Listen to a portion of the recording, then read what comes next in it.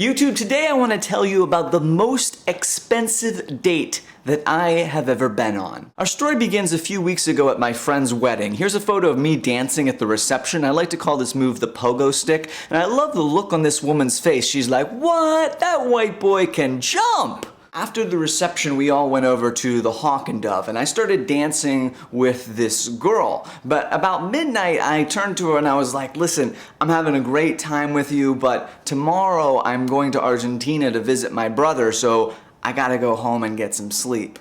And she's like, "Okay, well, here's my number, and please call me as soon as you get home." Now, YouTube, you would probably be smart enough to know that she meant call me when you get home from Argentina. But I, on the other hand, called her 10 minutes later when I got home from the Hawk and Dove. Yes, 10 minutes later. She picks up and she's like, "Hello?" Because you know she's thinking, this guy must be majorly desperate. And I'm thinking, why doesn't she sound happy to see me? She said to call her when I got home, which I am clearly doing right now. So I'm like, "Yeah, well, just wanted to let you know that I'm home." And she's like, "Okay." At this point, my survival instincts kick in, and I'm like, this conversation is going down. But I did call her when I got back from Argentina, and we ended up hanging out several times and having a really good time together. The last time we hung out, interesting story, she actually broke my bed.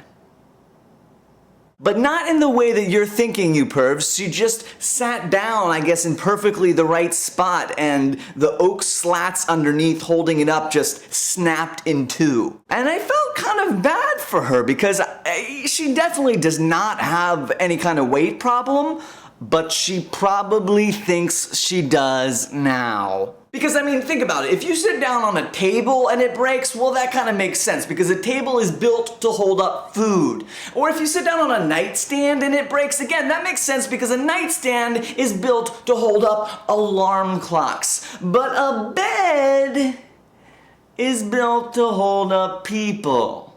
So if you sit down on one and it breaks, that is kind of embarrassing. Now, I did need to get a new bed anyway, so it wasn't really a big deal, but the bed did cost $750, making that by far the most expensive date I have ever been on. How about you, YouTube? If someone you were dating sat down on your bed and it broke, what would you say to that person?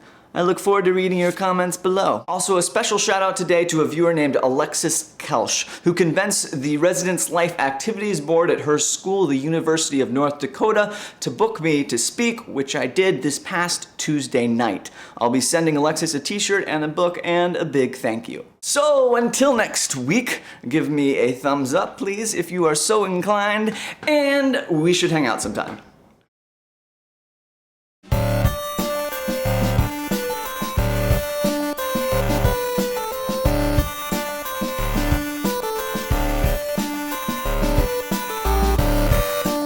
Want to see your face in my next video? Take a picture with my book and email it to photos@joshsundquist.com, upload it to my Facebook fan page, or snap a pic on Daily Booth and tag @JoshSundquist.